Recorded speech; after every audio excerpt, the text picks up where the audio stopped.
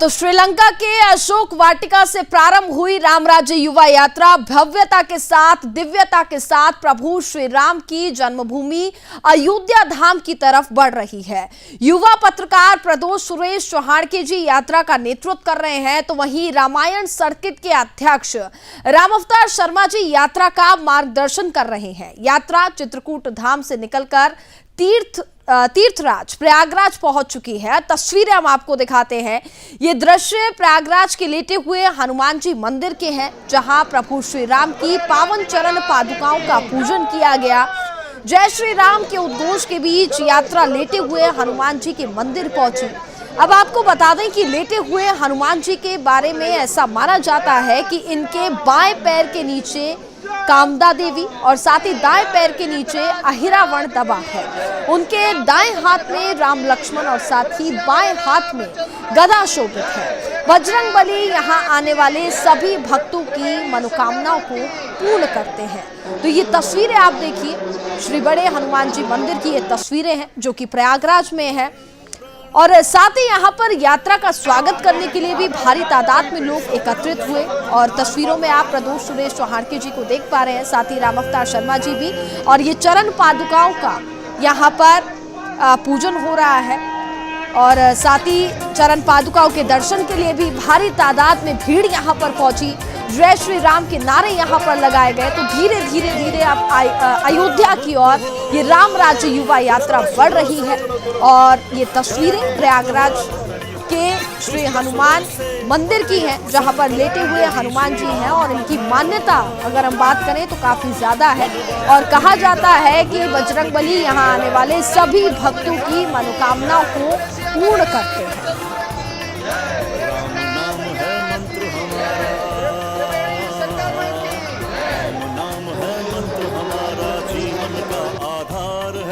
धर्म मिटेगा धर्म रहेगा, ये भगवा हुंकार है, ये भगवा। और अब ये दृश्य प्रयागराज के महर्षि भारद्वाज आश्रम के हैं। जब प्रभु श्री राम, माता सीता और लक्ष्मण जी वनवास में थे, तब वह महर्षि भारद्वाज के आश्रम आए थे। महर्षि भारद्वाज ने ही श्री राम को चित्रकूट में कुटिया बनाने की सलाह दी थी।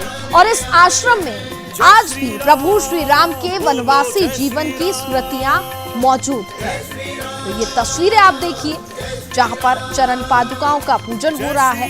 और साथ ही इस आश्रम की ये तस्वीरें हम आपको दिखा रहे हैं। महर्षि भारद्वाज आश्रम की ये तस्वीरें हैं, जहां पर प्रदोष सुरेश चौहाड़के जी, साथ ही रामअवतार शर्मा जी यहाँ पर तस्वीरों में हम देख पा रहे हैं। साथ ही कई राम भक्त भी यहाँ पर इस वक्त मौजूद हैं और शिवलिंग के दर्शन हुए। इसके साथ ही यहाँ पर चरण पादुकाओं का पूजन भी हुआ। और साथ ही चरण पादुकाओं का पूजन और साथ ही दर्शन करने के लिए भी यहाँ पर भारी तादाद में लोग एकत्रित हुए।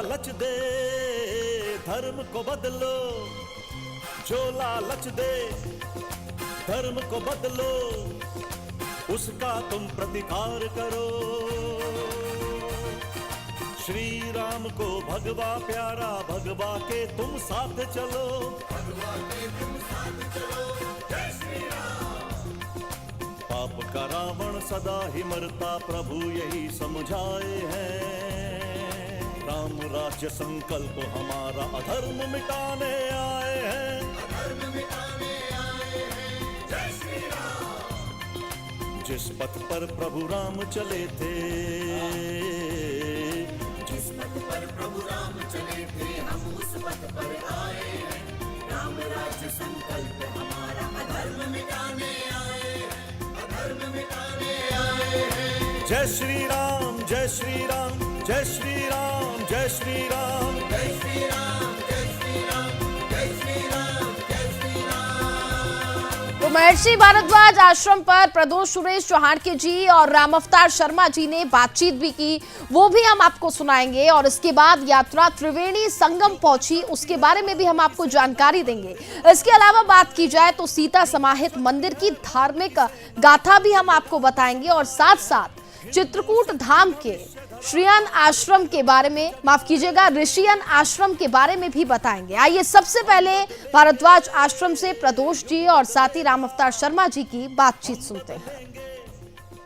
आश्रम आपने देखा, उसी के बगल में ये महर्षि भारद्वाज जी का बड़ी प्रतिमा है और प्रयागराज और भारद्वाज जी का बहुत पुराना नाता है, क्योंकि भारद्वाज जी है प्रयागराज में ही रहे हैं। और अभी हम श्री राम जी और प्रयागराज की बात कर रहे थे जी। तो जो हम अभी अंदर बात कर रहे थे उसी को हम आगे बढ़ाते हैं, उसी को हम कंटिन्यू करते हैं। देखिए, जब भगवान राम यहाँ आए तो जंगल ही जंगल थे।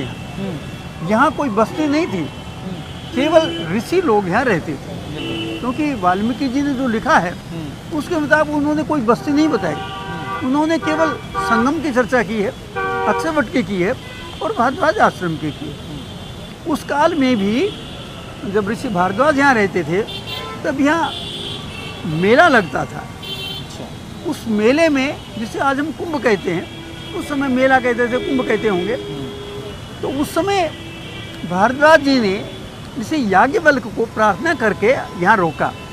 जब बाकी ऋषि चले गए तो याज्ञवल्क्य जी को उन्होंने रोका और उनका, हे प्रभु, मैं राम जी की कथा सुनना चाहता हूँ। तो याज्ञवल्क्य जी ने कहा, अरे आप तो स्वयं राम के भक्त हैं, लेकिन आपने जो प्रश्न किया है वो जन कल्याण के लिए है। जो कुछ आप बात पूछ रहे हो वो समस्त मानवता की कल्याण की बात है, इसलिए मैं वो कथा विस्तार से कहता हूँ।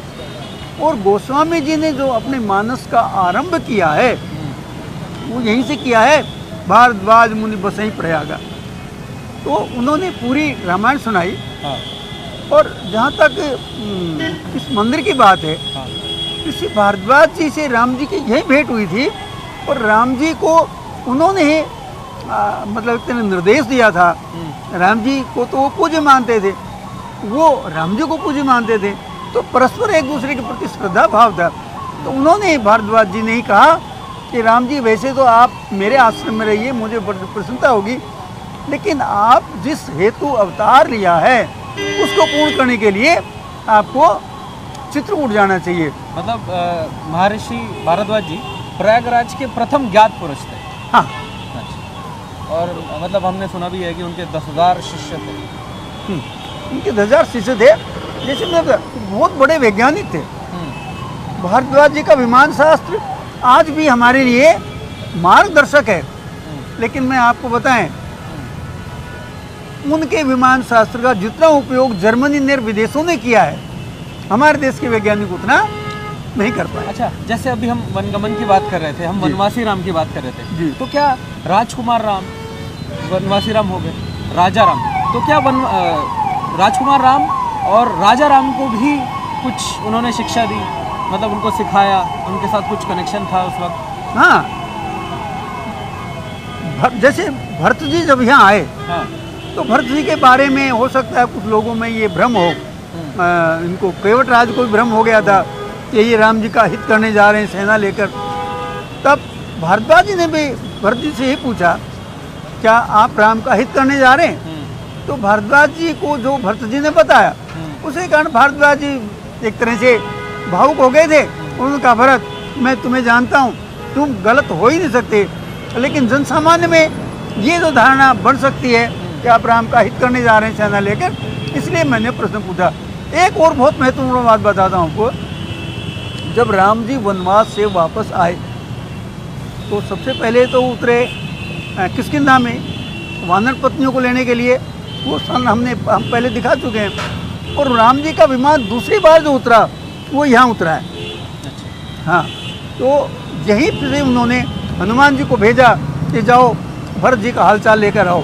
और तो जैसे कि मतलब हमने ये भी सुना है कि आयुर्वेद का जो ज्ञान है वो पृथ्वी पर महर्षि भारद्वाज जी नहीं लाया है। ये तो मैं नहीं कह सकता, लेकिन भारद्वाज जी एक उच्च कोटि के वैज्ञानिक थे। जहाँ तक वो आयुर्वेद की बात है, वो तो अन्य भी ऋषि हुए हैं, सरक हुए हैं, अन्य ऋषि भी हुए हैं। तो विमान की दृष्टि से वो एक महत्वपूर्ण थे। तो ये थे महर्षि भारद्वाज जी, जो कि प्रयागराज के प्रथम ज्ञात पुरुष थे। इनके बारे में हमने आपको अभी बताया। और जैसे कि मैंने आपको आश्रम में बताया था कि हम राम राज्य युवा यात्रा चित्रकूट से आगे बढ़कर प्रयागराज पहुंच चुकी है।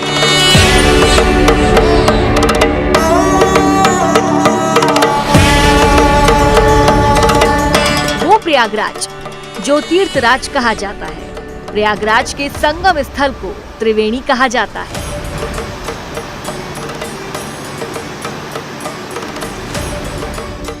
यह हिंदुओं के लिए विशेषकर पवित्र स्थल है।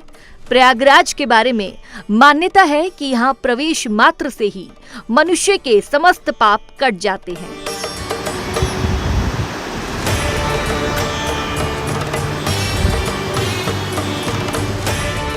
प्रयागराज में त्रिवेणी का संगम है, जिसकी अपनी आध्यात्मिक महत्ता है।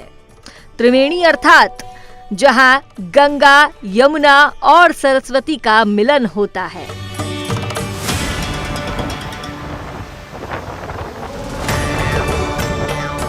इसी त्रिवेणी संगम में प्रभु श्री राम और माता जानकी की चरण पादुकाओं का पूजन किया गया। इसके बाद प्रदोष चौहानकी जी और राम अवतार शर्मा जी ने त्रिवेणी के बारे में वार्ता की। नमस्कार, सुप्रभात। मैं प्रदोष चौहानकी राम राज्य युवा यात्रा के 33वें दिन में आप सभी का इस ऐतिहासिक त्रिवेणी संगम से आप सभी का स्वागत करता हूँ, जहाँ पर हिंदुस्तान की 3 प्रमुख नदियाँ का संगम होता है। पहली है माँ गंगा, दूसरी है माँ यमुना और तीसरी है माँ सरस्वती। और ये हमारे राम वनगमन पथ का एक तीर्थ भी है, क्योंकि यहाँ पर श्री राम, माँ जानकी, भैया लक्ष्मण और भैया भरत भी यहाँ पर आकर गए थे। क्योंकि और भरत जी को तो यहाँ पर वरदान भी प्राप्त है जब उन्होंने यहाँ पर आकर डुबकी लगाई थी, यहाँ पर स्नान किया था। और फिर उसके बाद जब श्री राम जी यहाँ पर आए थे तो वो चलते चलते जब वो पीछे से आगे चित्रकूट की ओर जा रहे थे तो इस नदी के ही, अगर आप मैप देखेंगे तो गंगा ऊपर से आ रही है और यमुना ऐसे नीचे आ रही है, साइड से आ रही है। तो वो यमुना के रास्ते नीचे चित्रकूट की ओर आगे बढ़ते रहे। और अब इस और पूरा जो प्रसंग है यहाँ का, प्रयागराज का जो प्रसंग है यहाँ के त्रिवेणी संगम का, वो महाराज जी आप हमारे दर्शकों को अच्छी से बताइए। जय श्री सीताराम। बंधुओं, ये स्थल भगवान राम की यात्रा का अत्यंत महत्वपूर्ण है। इतना ही नहीं, यहाँ कुछ ऐतिहासिक घटनाएं भी, ऐतिहासिक तो नहीं कह सकते, आध्यात्मिक घटनाएं भी यहाँ घटी। भगवान राम जब यहाँ आए थे, गोस्वामी जी लिखते हैं, राम बिलो कई गंग तरंगा, यानी गंगा जी, यमुना जी और सरस्वती माँ का यहाँ संगम है। लेकिन आज सरस्वती माँ यहाँ से लुप्त है, फिर भी यहाँ सरस्वती कूप है जिसमें सरस्वती माँ के दर्शन हो सकते हैं। चलो ठीक है, वो हमें सेकंड मोबाइल यहाँ से भगवान राम स्नान करके प्रयागराज को प्रणाम करके और प्रयागराज ने उनको प्रणाम किया। इस प्रकार यहाँ से भगवान राम फिर भरद्वाज जी के आश्रम आते हैं और अक्षय वट जाते हैं। भगवान राम इसके बाद यमुना जी के किनारे किनारे चलते हैं और फिर जलालपुर घाट से वो पार करके आगे चित्रकूट की ओर बढ़ जाते हैं। वही कर रहा हूँ। जब भगवान राम भरद्वाज ऋषि के आश्रम में गए तो भरद्वाज जी ने उनकी बहुत सम्मान किया है, उनकी प्रार्थना की। और जब राम आगे जाने लगे तो उन्होंने अपने 4 शिष्य राम जी के साथ भेजे जो उनको मार्ग बताते थे। और वो चारों शिष्य यमुना पार्क तक भगवान राम को मार्ग बताने गए हैं। वो स्थान मुर्का है। अवधि में मुर्काना का अर्थ होता है वापस भेजना। भगवान राम ने उन चारों शिष्यों को वहां से वापस भेजा था, इसलिए उस गांव का नाम आज भी मुर्का है। जब भरत जी यहाँ आए तो भरत जी ने प्रयागराज को प्रणाम किया।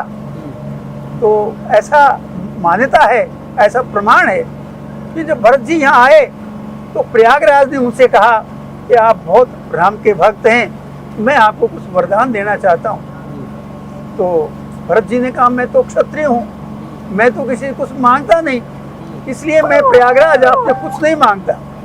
लेकिन यदि आपको देना ही है, मैं अपना क्षत्रिय धर्म छोड़कर आपसे कुछ मांगता हूँ। तो क्या मांगता हूँ? वो गोस्वामी ने बहुत अच्छी चौपाई लिखी है।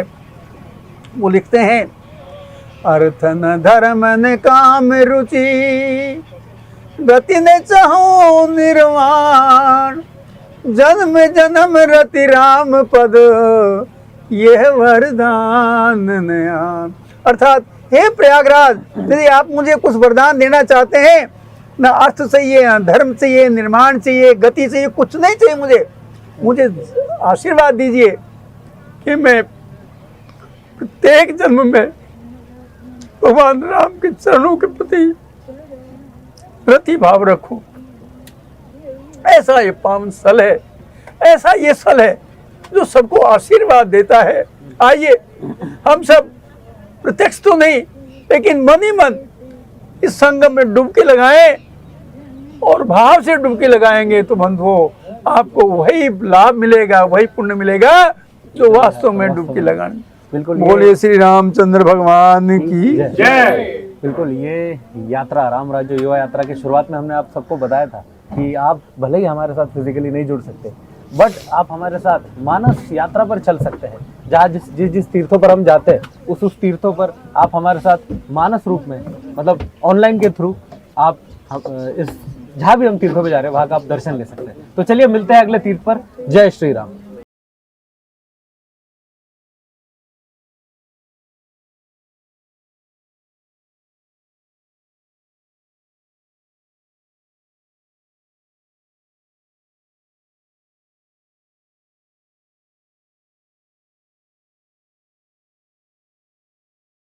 प्रदेश के चित्रकूट जनपद की मऊ तहसील के अंतर्गत यमुना नदी के किनारे बरहा कोटरा स्थान है। कोटरा में विद्यमान ऋषियन आश्रम आज भी ऋषि मुनियों की मौजूदगी का एहसास कराता है। ऋषियन आश्रम के बारे में कहा जाता है कि इस आश्रम में 84,000 ऋषि मुनियों ने तपस्या की थी। इसी वजह से इस स्थान का नाम ऋषियन पड़ा।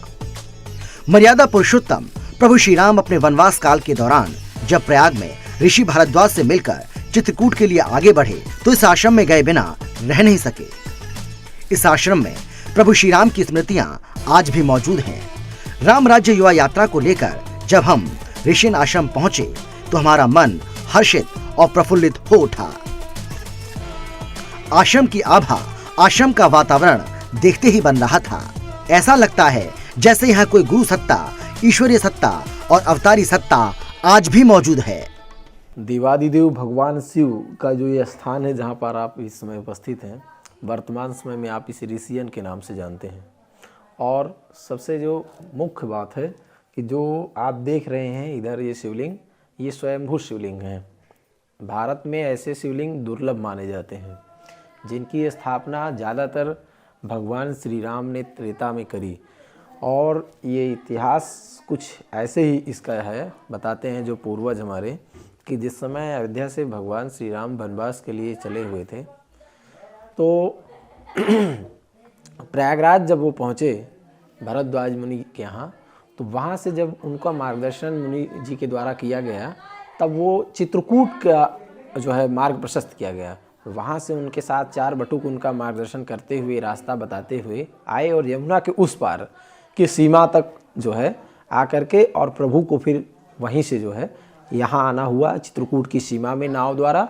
और नाव से जब इस पार आए तब भगवान जो है, ये बिंद पूरा क्षेत्र है, ये जंगल का जो ये क्षेत्र है, तो ये पूरा बिंद क्षेत्र है। और यहीं से फिर आकर के पहला पड़ाव ऋषियन पड़ा उनका।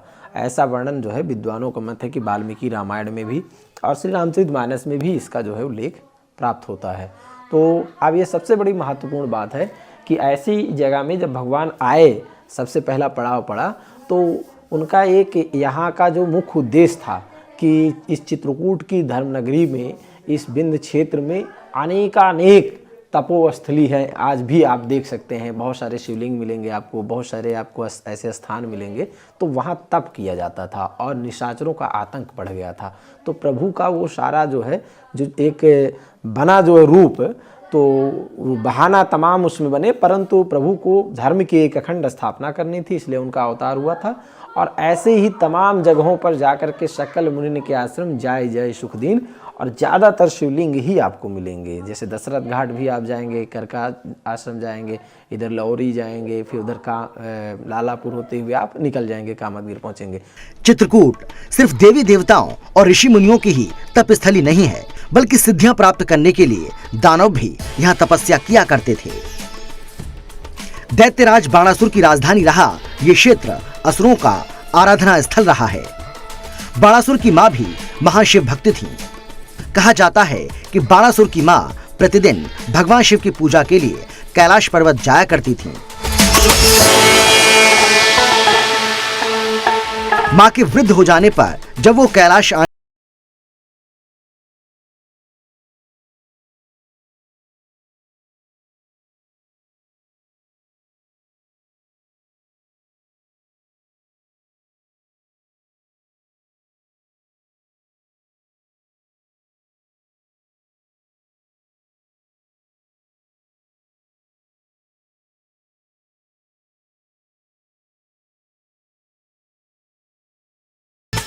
द्वापर में आएंगे तो फिर बाणासुर ने जो है बाणासुर ने यहाँ तपस्या किया और बाणासुर ने फिर अन्य शिवलिंगों का निर्माण किया। अब द्वापर के बाद जो है फिर कलयुग आया, तो कलयुग में तमाम सिद्ध संत जो है यहाँ आए रहे, पूजा किए। इस गुफा में कुल 12 शिवलिंग स्थापित थे, किंतु वर्तमान में मात्र 3 शिवलिंग ही मौजूद हैं। ऋषियन आश्रम में स्थापित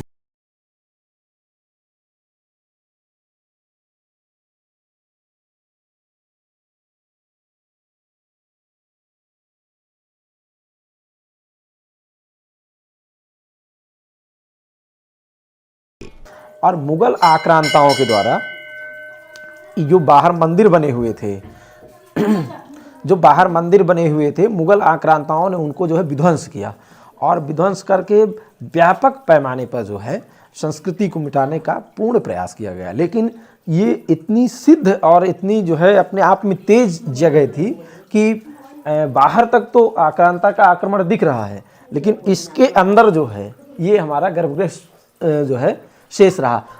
ऐसा भी प्रचलित है जो है किंवदंतियों के अनुसार कि जब यहाँ कोई आक्रांता या कोई उपद्रवी या कोई भी जो है दुष्ट आत्मा यहाँ कोई प्रकार का यहाँ बाधा पहुँचाने में, पूजा करने में, किसी कार्य में अवरोध करने में, तो यहाँ बाबा के प्रकोप से जो है जैसे भंवरेवें होती हैं ये उठती हैं। तो ऐसे ही बताते हैं कि फिर यहाँ जब आने की कोशिश किए तो उसका प्रकोप बढ़ा और फिर सब जो है भाग गए।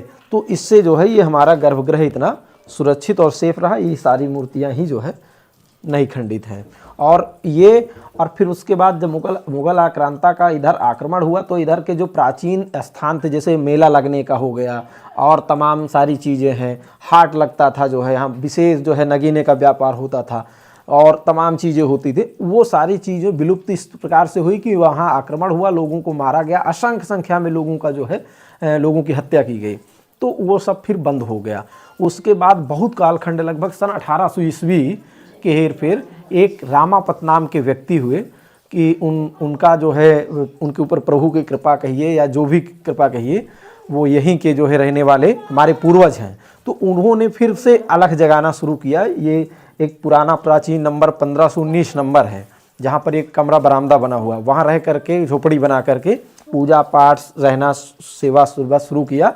तो फिर धीरे धीरे करके यहाँ पुनः जो है जागृति शुरू हुई और स्थान धीरे धीरे जागृत होते आज जागृत।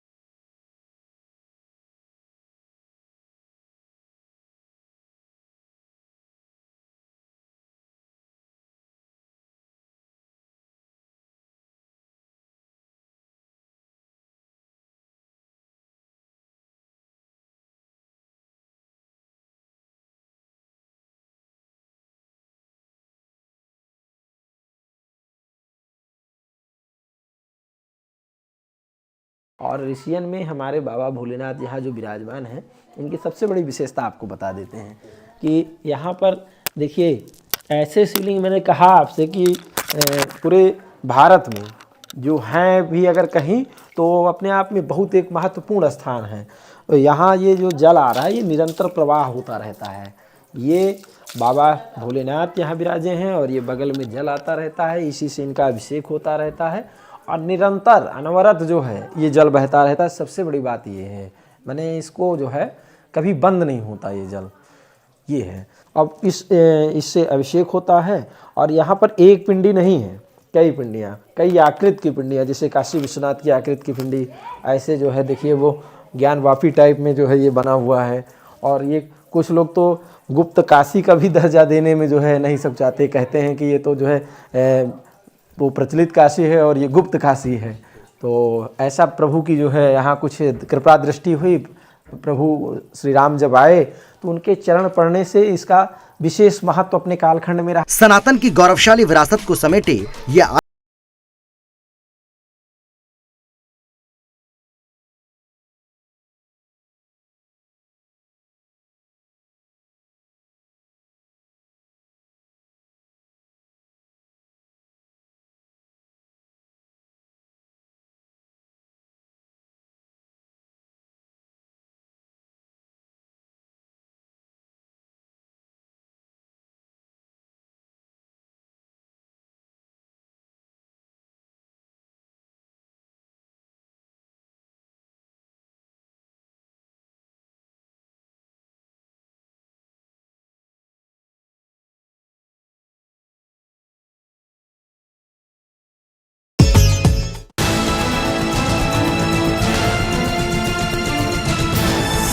आप देख रहे हैं सुदर्शन न्यूज।